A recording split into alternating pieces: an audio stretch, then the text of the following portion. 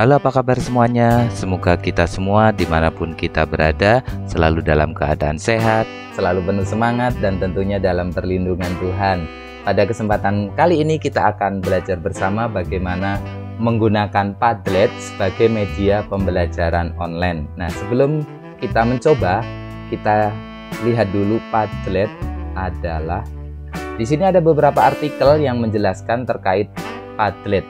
Padlet adalah sebuah aplikasi yang memungkinkan seorang para penggunanya untuk berkolaborasi, bentuk teks, foto, tautan, atau konten lainnya.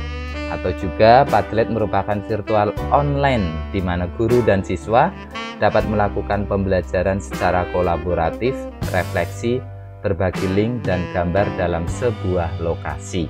Kalau boleh saya simpulkan, Padlet merupakan papan tulis online atau papan tulis virtual di mana kita sangat mudah menggunakannya, sangat kompatibel di laptop, di handphone, di tablet, tidak perlu download aplikasi. Cukup pembuat Padlet yang login dan orang lain tidak perlu login, hanya kita bagikan link, maka mereka bisa mengakses Padlet atau papan tulis yang kita buat.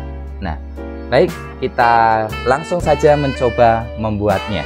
Seperti ini, ketika kita tuliskan Padlet di Google, kita langsung klik sini. Nah, ini kebetulan saya sudah pernah membuat, jadi langsung login ke sini. Nah, kemarin saya mencoba membuat refleksi ketika MPLS hari keempat. Di sini ini anak-anak menuliskan refleksi dari literasi yang mereka baca atau refleksi kegiatan dari pagi sampai siang di MPLS keempat. Nah, di sini anak-anak akan menuliskan berbagai macam komentarnya. Bagus ya, terlihat bagus dan anak-anak sangat mudah menambahkannya, tidak perlu login. Baik, saya akan mencontohkan cara membuatnya dari awal. Nah, ini berarti saya keluar dulu ya, keluar. Saya coba masuk lagi, berarti klik Padlet. Di sini tampilan awal ketika kita belum mempunyai akun ini akan seperti ini. Nah, nanti kalian atau teman-teman itu tinggal klik daftar gratis di sini. Di sini akan diarahkan menggunakan akun Google, Microsoft atau Apple. Yang pasti dan Bapak Ibu punya pasti akun Google pasti punya. Saya yakin, tinggal diklik. Nah, nanti akan diarahkan ke beberapa akun yang Bapak Ibu punya. Seperti saya ini cukup banyak. Kemarin saya sudah mendaftar menggunakan ini, jadi saya klik yang ini saja.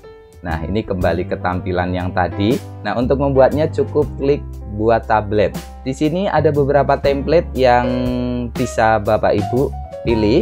Ada dinding, daftar, kisi-kisi, kolom. Kalau dinding itu seperti contoh yang tadi saya tampilkan. Kalau kolom itu berbentuk kolom-kolom. Kalau kisi ini hampir sama dengan dinding. Nah, kalau yang lainnya saya sendiri belum pernah mencoba, tapi saya yakin sangat mudah. Bapak Ibu nanti bisa explore atau mencobanya sendiri. Saya pilih yang ini.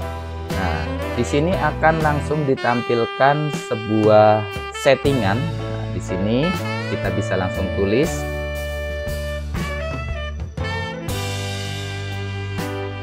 Ketika kita menulis di sini, ini otomatis di halaman Padletnya sudah langsung muncul.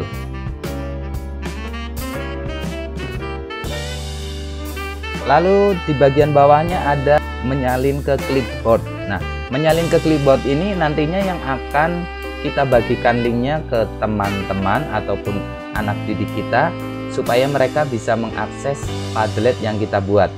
Lalu ada wallpaper. Wallpaper itu pilihan warna ini kita bisa coba. Misalnya kita mau ganti dengan gradient. Nah, ketika kita klik otomatis akan berubah, atau tekstur dan pola. Lalu kita juga bisa menambahkan foto dari yang kita punya dengan menambahkan add your own wallpaper. Lalu jenis huruf pilihannya tidak banyak. Lalu di sini ada atribusi, tampilkan nama kreator di atas setiap postingan. Artinya ketika orang yang kita bagikan link, dia akan mengisi itu nama kita, nama pembuat Padlet akan muncul. Lalu posisi postingan baru itu berarti siapa yang menulis menambahkan pada Padlet yang saya buat, itu mau diletakkan pertama atau terakhir. Lalu ada komentar, kalau seandainya di checklist berarti orang lain boleh berkomentar, kalau tidak ya dimatikan.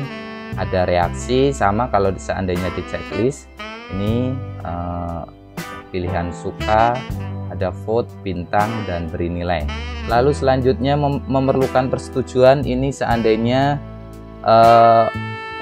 orang lain ingin menambahkan Padlet kita harus approve dulu. Kalau tidak di approve berarti tidak bisa menambahkan di sini. Saring kata-kata buruk itu juga hampir sama dengan ini untuk approve. Setelah itu kita lanjut. Padlet ini berarti sudah bisa digunakan dan bisa disebarkan ke orang lain atau anak didik kita. Caranya mudah seperti tadi, kita cukup klik clipboard, lalu bisa kita share melalui WA ataupun Classroom. Saya coba buka di browser baru ya. Ini kita bisa menambahkan, ini yang mengakses bukan saya tapi orang lain ya, karena menggunakan browser baru. Caranya sangat mudah, tinggal diklik di sini tanda tambah yang akan berubah menjadi pensil.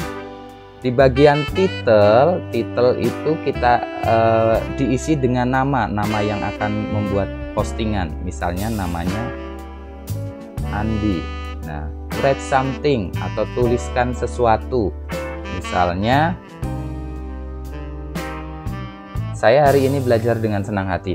Seandainya ingin menambahkan gambar, terus foto, ini bisa dari sini atau klik di titik 3 sini.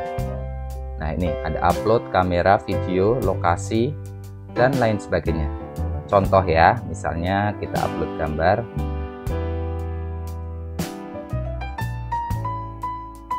Ini akan muncul seperti ini. Nah, kalau untuk menyudahi atau mengakhiri tinggal klik di sembarang tempat. Untuk mewarnai template-nya, ini kita bisa diklik titik 3. Nah, ketika kita arahkan lagi ke postingan yang kita buat, itu ada pilihan edit post, ada hapus, berarti untuk menghapus post yang dibuat, dan juga ada more action. Nah, more action ini untuk memberi warna. Ini adalah link yang kita bagikan ke anak didik kita atau teman-teman kita. Nah, untuk Padlet yang saya buat sendiri ada di sini. Nah, ini otomatis sudah ada muncul yang menuliskan. Ya, berbeda ya. Ini kan tadi ini saya menggunakan browser ini yang punya saya menggunakan browser ini. Nah, kita juga bisa menambahkan sendiri di sini. Misalnya ini saya yang membuat, berarti saya sebagai ucapan terima kasih mengucapkan terima kasih sudah belajar dengan baik. Kita yang mempunyai Padlet ini bisa menghapus postingan yang ada di Padlet kita atau menghapus postingan yang ada di papan tulis kita ya. Tetapi orang lain yang hanya mempunyai link tidak bisa menghapus postingan orang lain. Nah, seperti ini maksudnya. Nah, ini kan orang yang kita bagikan link, mereka tidak bisa menghapus postingan kita. Nah, nih. Jadi pilihannya hanya ini. Mereka hanya bisa menghapus postingan mereka sendiri. Saya coba tambahkan satu lagi postingan ya, dari link yang dibagikan. Misalnya ini, lalu di post dengan cara diklik di sembarang tempat. Kalau seandainya mau mewarnai, tinggal diklik ini titik 3 ini, pilih. Saya balik ke Padlet yang saya buat atau papan tulis saya. Nah, ini kalau postingan ini sudah penuh, kita bisa mencetaknya atau menyimpannya dalam bentuk gambar. Caranya adalah dengan ini, klik lalu pilih ekspor. Nah, di sini ada pilihan. Nah, ini mau dibagikan. Nah, ini pilihannya. Kita simpan sebagai gambar atau PDF. Kalau saya lebih rekomen ke gambar, karena dengan disimpan di gambar, warna ini tidak berubah. Baik, kita akan kembali ke menu home. Kalau ingin kembali ke menu home, cukup klik ini. Di sini sudah Ada beberapa Padlet yang sudah saya buat, jadinya bertambah 1 jadi 4. Bagaimana kalau kita seandainya ingin menghapus Padlet yang tidak kita inginkan atau salah, misalnya seperti ini. Kita cukup tinggal klik ini, titik 3. Nah, di sini ada hapus Padlet. Masukkan kode yang tertera di sini. Lalu pilih hapus. Otomatis Padlet yang barusan kita buat akan terhapus.